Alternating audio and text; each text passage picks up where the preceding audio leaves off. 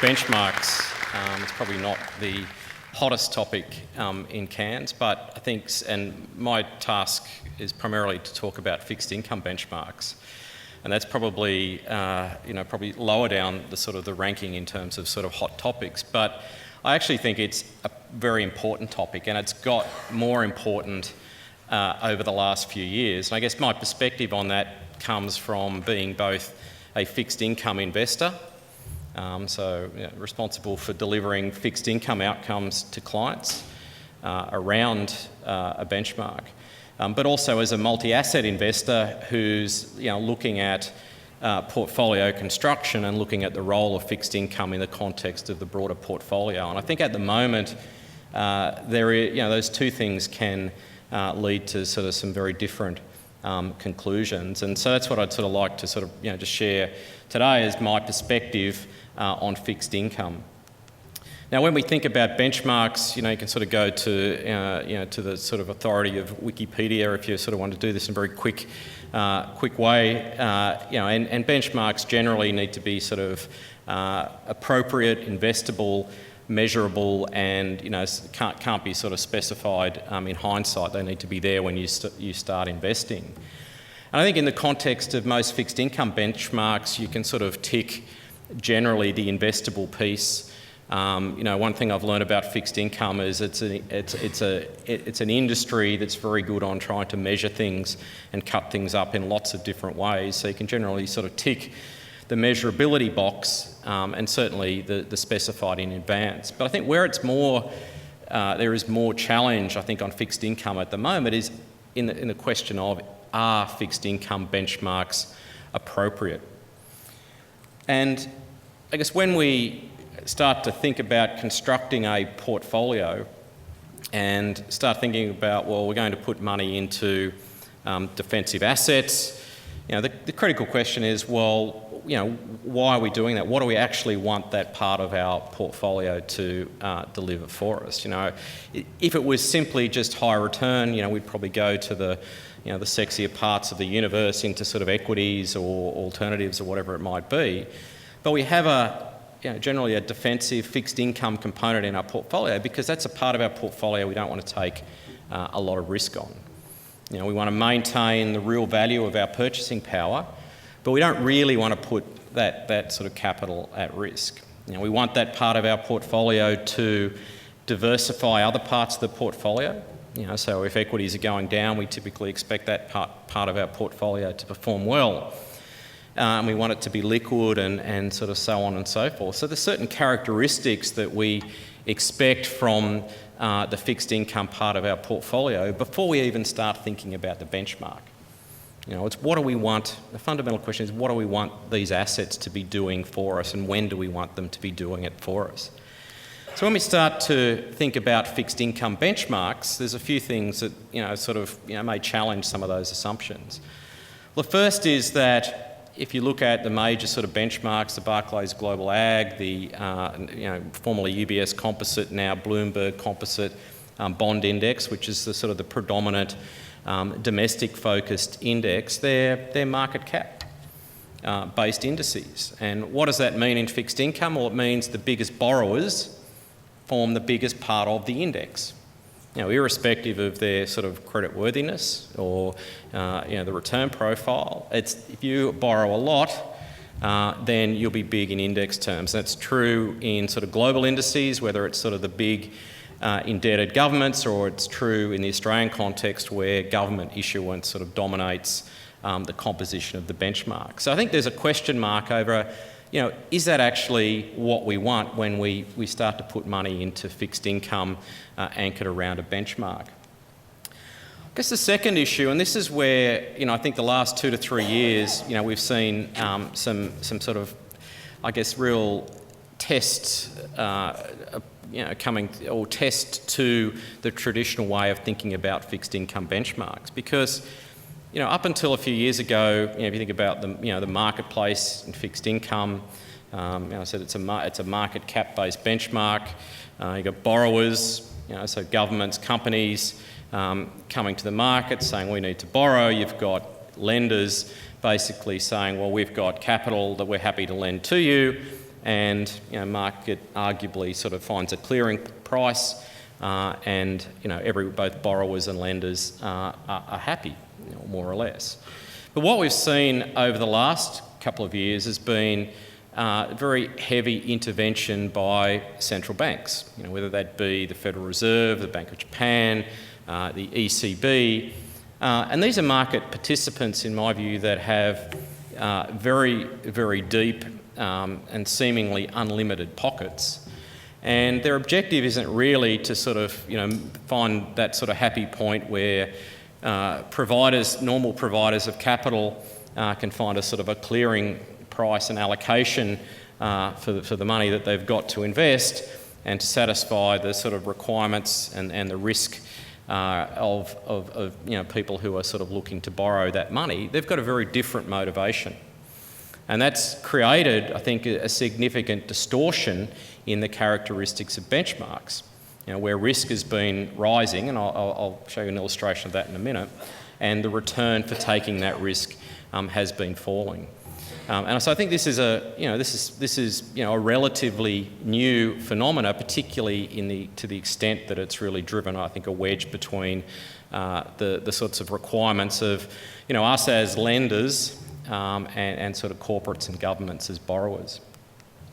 And sort of raises the question about alignment with investor objectives. So, if you come back to those points I was making about, well, we invest in defensive assets to preserve capital, diversify equity risk, be liquid, not to take a huge amount of risk, yet the way we're seeing the composition of benchmarks move, some of those assumptions, I think, are being tested. Now, one of the rules of speaking here is that you're not allowed to use graphs, so not being that creative, I did revert to Google, and I've done my best to illustrate these points in a non-graphical format. And I wanted to sort of just highlight a couple of characteristics of benchmarks, and particularly to sort of highlight the differences between what we expect and what we get. And I think this is really in the context of the main domestic composite bond index, and sort of bear in mind that sort of composite implies there's lots of different things going on in that. So it's kind of like myth and reality, if you like. So what we expect when we invest in a benchmark is diversification. Lots of different things sort of diversifying my risk. What do we get? Well, if you look at the main domestic bond index, so that Bloomberg Composite Bond Index today, 89% of that index is basically government or government related. There's only 11% of the index that's actually domestic corporate issuers, so companies issuing, and of that, roughly approximately about half of that's banks. So, I think where we expect diversification, we actually get largely a government oriented portfolio of securities. So it's not particularly diversified at all. Second point is really, and to highlight the sort of the point I was making about the intervention of what's happened as we've seen sort of pretty significant quantitative easing programs by central banks really thrown at the global economy to try and sort of generate sort of growth and avoid deflation, is that up until probably about 3 or 4 years ago, by and large, risk in fixed income, and I'd define that at a benchmark as if you're buying the benchmark, it was roughly duration, and that's probably it's interest rate risk in sort of fixed income terms, was sitting at roughly 3.5 years, and yields were at sort of reasonable levels. So no one was really complaining too much about the sort of the compensation for sort of owning the benchmark. But as sort of QE really ramped up, what happened was, and yields fell, what happened was borrowers basically decided, well, they're going to term out their debt, which makes a lot of sense. If you're a government and you can borrow for next to nothing, or negative rates in the context of large parts of the world, why wouldn't you do that? So, we've seen a significant lengthening in the debt profile of the Australian government. At the same time, we've seen the reward, for us as investors of taking on that debt declining quite rapidly. And this sort of wedge that's opened up, I think is a significant problem for fixed income investors, because what they think they're getting, in terms of sort of I guess safety and security by owning the benchmark. The benchmark should be the low risk portfolio. I think is actually a sort of portfolio where they need to sort of think a bit more carefully about sort of owning the benchmark, because when I put my fixed income hat on and I sort of say to myself, well, what happens if I own the benchmark portfolio? Does it actually satisfy the sort of defensive characteristics that I expect in my broader portfolio? And the answer is no. So I don't think the benchmark, it's not the low risk portfolio that I expect it to be, or hope that it is. So there is, I think, a clear wedge between what we expect, or what we think we expect, and what we get from the benchmark. And I think that's the fundamental question that we sort of need to think through. So I just wanted to sort of wrap up with just a couple of points, a couple of final points, sort of really questions to sort of think about. So, I think the key when we're thinking about benchmarks, whether it be in fixed income or in another asset class, is what do I actually, what do I want it to do? What is it representing in my portfolio? What sort of risk return profile am I taking on by locking into a particular benchmark? Does it satisfy the sort of characteristics that I think it should? If it doesn't, then maybe I should be thinking about it quite differently. I think the second thing I'd say is that you need to think about assets in the context of the overall portfolio. So I can sit here and talk about fixed income benchmarks. Andrew can talk about infrastructure, but they don't operate in isolation. They operate in the context of a portfolio with lots of other assets. And again, one of the sort of the key, I guess, challenges that investors face today when they're sort of thinking about putting a portfolio together is that the role that fixed income has played historically, again, anchored to this sort of benchmark idea of being there to diversify equity risk, may be significantly less effective going forward, simply given the low level of yields and potential for that correlation to have broken down. So we may need to think about how we compensate for that sort of behaviour elsewhere in our portfolio, and just sort of naively following the benchmark could lead us to the wrong sort of outcomes. And I think we have tended to, we're an active manager, but I think this sort of comment doesn't come from that perspective. It comes from the perspective of an investor saying basically it's not low cost implementation that we can get through owning an index, to the extent that the index basically gives me the benchmark.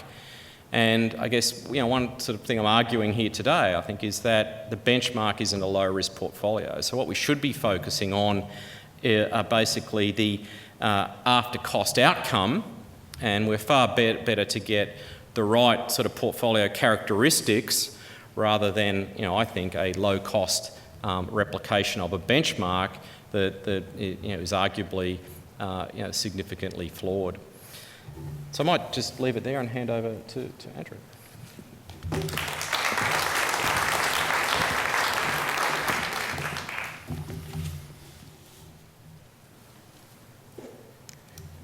Just a reminder, everybody, that if you do have a question, please use your app, and we'll take the questions after Andrew's presentation. Thanks, Simon and Duncan, and good afternoon, everyone. Today I'd like to share a case study from the listed infrastructure sector, showing what we as an industry did in order to address an issue of having an ineffective index. When we started our strategy at Maple Brown Abbott nearly 4 years ago, one of the very first things that we did was we conducted a detailed analysis of the available indices. We did this because we believed that having an appropriate benchmark is a key part of setting an investment strategy. For even if a manager is benchmark unaware, as we are, inevitably discussions around performance, around attribution and around risk come back to the index, and so have some impact on the manager. Our conclusions from the analysis and also the white paper that we wrote was that unfortunately there were no good available listed infrastructure indices. So the first thing that I'd like to talk about today were what were the problems with those indices. Following our analysis and largely because of those conclusions, we decided not to use an index as our benchmark, instead choosing inflation plus 5.5%. We concluded, though, in our white paper that we hoped that the industry would work together to create a better index. And so the second part of the discussion today, I'd like to talk through the journey we went as an industry in order to make that happen. And then finally, I'd like to look at how we did and evaluate the outcome of that work, being the Global Listed Infrastructure 50/50 Index. So firstly, what were the problems with the existing indices? The choice of benchmarks has been an especially important one within the listed infrastructure sector because there has not been a clearly dominant index. Indeed, each of the available indices have had quite different investment characteristics, so this has caused a real challenge for the sector, in particular for new investors considering the sector, as when confronted with these different outcomes, they're confused as to what to expect from an investment in infrastructure. The Macquarie Global Infrastructure Index was the first index in the sector, but this hasn't been used widely for some years. It's very utility heavy and particularly competitive utilities. The UBS index was launched by the equity analyst team at UBS and became widely utilised by Australian investors. The Dow Jones Brookfield index was launched by Brookfield, a North American-based infrastructure and property firm. This index tends to be quite heavy in US companies and has been favoured by North American managers. The Standard & Poor's Infrastructure Index is quite formulaic, which has its attractions, but this is also the greatest source of its weakness. There are also indices by MSCI and FTSE, although they were not widely used at the time. In considering the effectiveness of these indices, we think it's critical to consider the outcome that's being looked for from the asset class. At Maple-Brown Abbott, we believe that infrastructure assets have certain attractive characteristics, specifically being the lower cash flow volatility and the natural inflation linkage. And together these combine to provide long-dated, stable income. But if these characteristics are important to investors, then it's critical that they're focused on throughout the investment process. So we only invest in the assets with the strongest combinations of these two characteristics. And similarly, from an index perspective, we believe it's similarly critical that the end index only incorporates the companies with the best infrastructure characteristics. With this in mind, a key part of our analysis of the indices looked at the infrastructure purity within each of the indices. So there were more than 300 companies across the available indices, and we conducted a detailed analysis of the assets that sit within them. We split the companies into 20 different asset subtypes, and for each of those subtypes assigned an infrastructure strength factor from 100% for clearly strong infrastructure assets down to 0%. And so we're able to calculate for each company across those 300 companies what proportion is actually infrastructure assets, and then combining the proportions from each of the companies, determining the proportion of each of the indices. And shown on the slide here is the results. So the first thing you'll notice is that there is a considerable amount of non-infrastructure assets across the infrastructure indices. And secondly, you'll also see that there's quite a range from the Dow Jones Brookfield Index, which is the most pure at about 18% non-infrastructure, through to the Standard & Poor's Global Infrastructure Index, which has 27% or 50% more of non-infrastructure assets. If you then compare the results of that purity analysis to more traditional methods of looking at defensiveness, a clear trend becomes apparent. The Dow Jones Brookfield Index, which is the most pure index, had the lowest level of volatility across the indices. It also had the lowest correlation and beta to global equities. In contrast, the Standard & Poor's Infrastructure Index had the highest level of volatility, the highest level of correlation, and the highest beta to global equities. But how much does this matter? We believe it matters a lot, and you can see it through the performance during the global financial crisis. So as a global equity investor, during that period, you would have expected to have lost about 49% in currency hedge terms.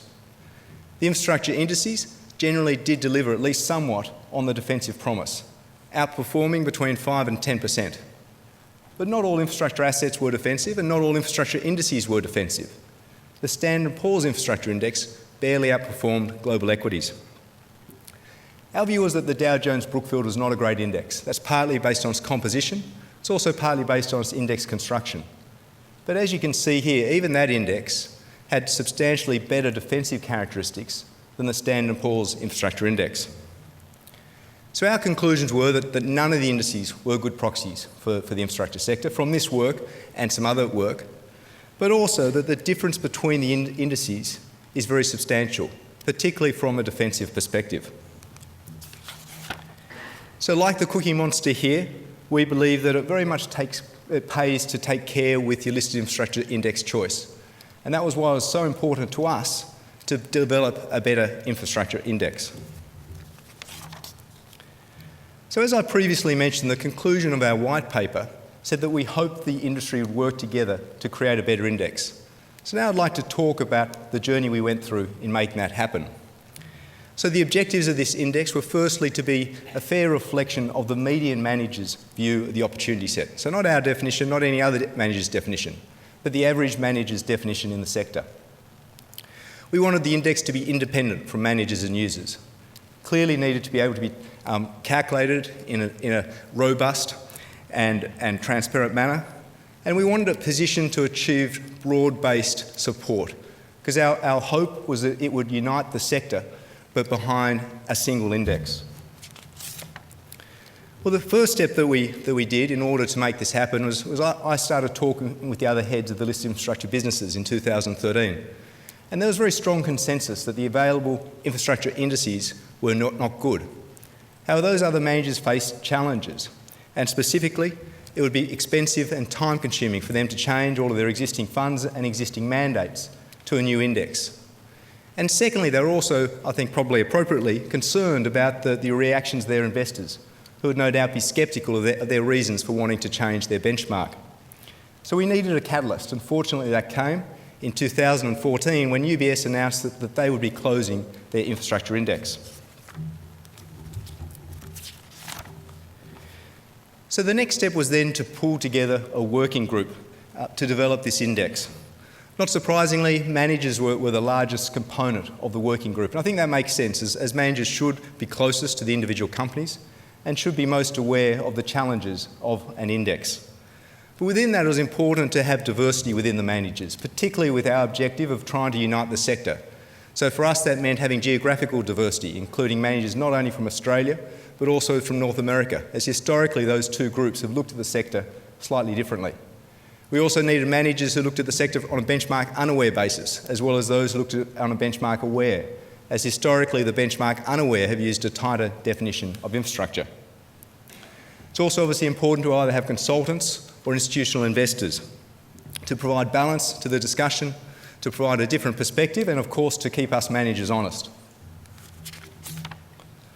Like with most such tasks, having individuals involved who are willing to work as a team was critically important.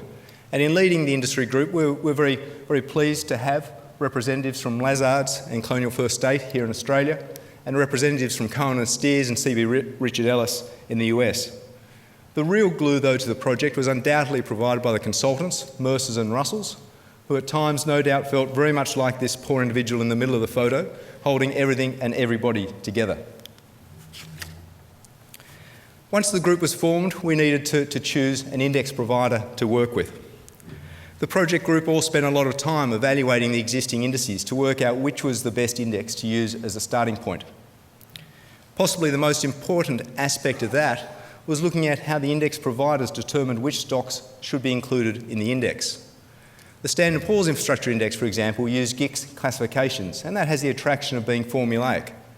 But unfortunately, the GICS sector codes were determined well before the infrastructure industry was considered.